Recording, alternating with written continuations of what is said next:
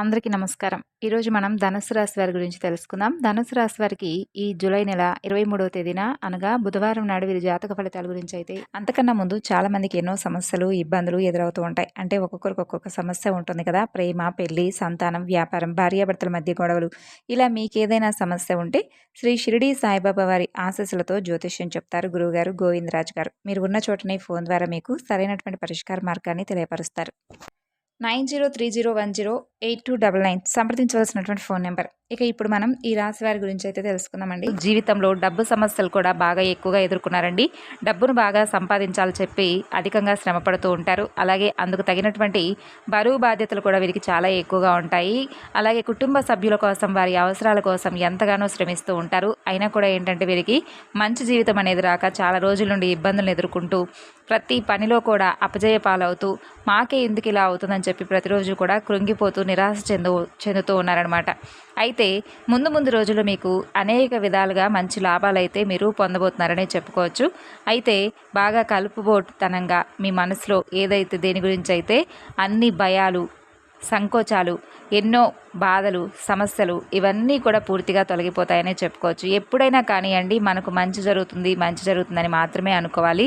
మనకు ఎప్పుడూ కూడా కష్టాలు, సమస్యలు అనేవి ప్రతి ఒక్కరికి కూడా సర్వసాధారణంగా ఉంటాయి. అయితే ఏంటంటే మనకే ఎందుకు ఇలా జరుగుతుందని ఎప్పుడూ కూడా అనుకోకండి.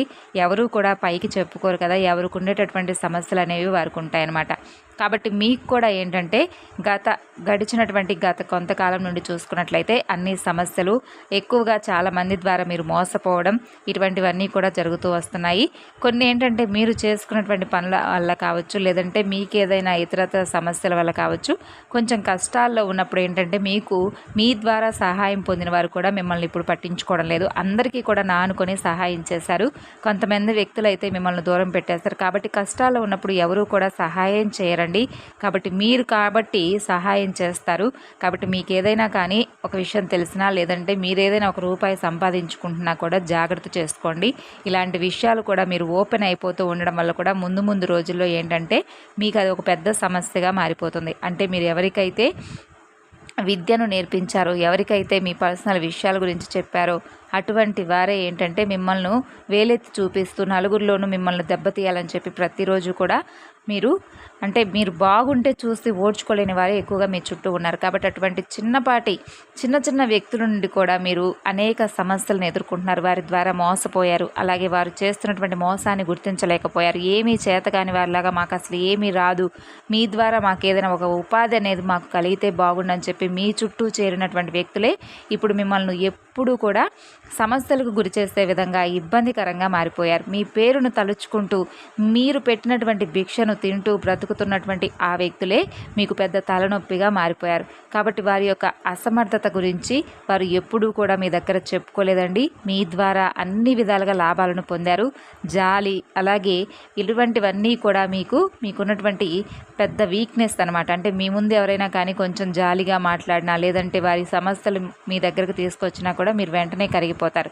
అది డబ్బుల పరంగా కావచ్చు, లేదంటే ఇంకేదైనా దేని గురించి అయినా కావచ్చు, వెంటనే సహాయం చేస్తూ ఉంటారు. వెంటనే నమ్మి మోసపోతూ ఉంటారు. కాబట్టి అటువంటి వ్యక్తుల గురించి కొంచెం జాగ్రత్తగా ఉండండి. మీరు కొంచెం సమస్యలను ఎదుర్కోబోతున్నారు. భవిష్యత్తులో కూడా అటువంటి వ్యక్తుల పట్ల అప్రమత్తంగా ఉండకపోతే మిమ్మల్ని మీరు కాపాడుకోని వారు అవుతారు. అయితే ఒకటైతే గుర్తుంచుకోండి, మనుషులు మోసం చేసినప్పటికీ కూడా భగవంతుడు ఎప్పుడూ కూడా మోసం చేయడు. కాబట్టి భగవంతుడికి మన మీద అమితమైనటువంటి ప్రేమ ఉంటుంది. కాబట్టి మనం ఎవరినైనా కానీ నమ్మాల్సి వస్తే ముందు నమ్మకాన్ని భగవంతుడి మీద పెట్టండి. మన పని మీద మనం కాన్సన్ట్రేషన్ చేసుకుంటూ వెళ్ళిపోవడం వల్ల మనకి ఏదో ఒక రోజు మంచి జరుగుతుందనేటటువంటి నమ్మకాన్ని మనం కలిగినట్లయితే ఈ రోజు కాకపోయినా ముందు రోజుల్లో మనకు మంచి జీవితాన్ని భగవంతుడు సమాజంలో మంచి పేరును తీసుకొస్తాడు. ఇక ముఖ్యంగా వివరాల్లోకి వెళితే రేపటి రోజున మీకు అన్ని రంగాలు ఉన్నవారికి కూడా ఈ రాశిపరంగా చూసుకున్నట్లయితే రేపటి రోజున కొంతమంది నూతన వ్యక్తుల ద్వారా కొన్ని సలహాలను మీరు తీసుకుంటారు. ఆ సలహాలు కూడా మీకు బాగా ఉపయోగపడతాయండి. అది ఏ పనిలోనైనా కావచ్చు, వారి సలహాలు మీకు ఒక స్ట్రాంగ్నెస్ అనేది మీకు మీ జీవితానికి ముడిపడి ఉండేటటువంటి అంశంగా మారబోతుంది. ఇక అలాగే రేపటి రోజున ప్రయాణాలు మీకు బాగా కలుపుబాటుగా ఉంటాయి. ఈ రాశిపరంగా విద్యార్థులకు కూడా రేపటి రోజున మంచి భవిష్యత్తు భవిష్యత్తులో అవకాశాలు వచ్చేందుకు బాగా కనిపిస్తున్నాయి. విదేశాలకు వెళ్ళాలనుకునే వారికి కూడా రేపటి రోజున మంచి శుభవార్తలు వింటారు. మీరు చేసే ప్రతి పనిలో కూడా మంచి విజయాన్ని సాధిస్తారు. మంచి లాభాల బాటగా ఉంటుంది. బాధలు కష్టాలు ఇవన్నీ కూడా ఎప్పుడు ఉండేవేనండి. మనసును ప్రశాంతంగా ఉంచుకోవడానికి ప్రయత్నించండి. ఇంట్లో ప్రతికూలతలు ఏదన్నా ఉంటే చక్కగా ఇంట్లో దీపారాధన చేసుకోండి. ధూపదీప నైవేద్యాలతో మీరు ఇల్లు ఎప్పుడూ కూడా కలకల్లాడుతుండేటట్లు పెట్టుకోండి. ఎప్పుడైనా కానీ మనం ఇంటి నుండి బయటికి వెళ్ళి అనేక రకాల సమస్యలకు గురవుతూ ఉంటాం. కానీ ఇంటికి వచ్చిన తర్వాత ప్రశాంతమైనటువంటి వాతావరణం మనంగా తీసుకొచ్చుకోవాలంటే అది మనకు దేని ద్వారా వస్తుందంటే మంచి సంగీతమో, లేదంటే మంచి బుక్సో, లేదంటే పిల్లలతో సరదాగా గడపడమో, లేదంటే ఇంట్లో ఆధ్యాత్మిక పరంగా మనకు మనం ఏర్పరచుకోవడం, ఇటువంటివన్నీ చేయడం వల్ల మనకున్నటువంటి స్ట్రెస్ అంతా కూడా మనం తగ్గించుకున్న వారం అవుతాం. కాబట్టి బయట ఎన్ని సమస్యలు ఉన్నా ఇంట్లోకి రాగానే ఒక పాజిటివ్ ఎనర్జీ అనేది మనలో నింపుకునేలాగా ఉండాలంటే మనకు నచ్చినటువంటి పనిని మనం చేసుకోవాలి. ఇక విద్యార్థులకైతే చాలా మంచి భవిష్యత్తు రేపటి రోజున కనిపిస్తుందండి. మంచి పేరు ప్రతిష్టలు వస్తాయి. వ్యాపారస్తులకు కూడా మంచి లాభాలు వస్తాయి. ఇక చిన్న చిన్న మార్పులు అనేవి జరుగుతూ ఉంటాయి. పెద్దగా అయితే సమస్యలు లేవు. ఉద్యోగస్తులు ఎవరైతే ఉన్నారో మీకు తోటి ఉద్యోగస్తుల ద్వారా మీకు కొంచెం రేపటి రోజున వారి నుండి ఏదైనా ఇబ్బందికరమైనటువంటి సిచ్యువేషన్స్ అయితే కనిపిస్తున్నాయి. వారి ద్వారా కొంచెం విమర్శలు ఎదుర్కోవడం కానీ ఇది మీ పై అధికారుల నుండి కొంచెం ఇబ్బందికరమైనటువంటి పరిస్థితిగా మారబోతుంది. దానివల్ల మీరు కొంచెం అధికంగా ఒత్తిడికి గురవుతారు. కాబట్టి పెద్దగా బాధపడిన అవసరం లేదండి. మీకు అంతా కూడా మంచి జరుగుతుంది. మీరు చేసేటటువంటి పనిని ఈరోజు కాకపోయినా ముందు రోజుల్లోనైనా కానీ మీ పై అధికారులు అలాగే మీ సహోద్యోగులు తప్పకుండా గుర్తిస్తారు. అప్పటి వరకు మీరు వెయిట్ చేయడం తప్ప మరి ఏదీ లేదు.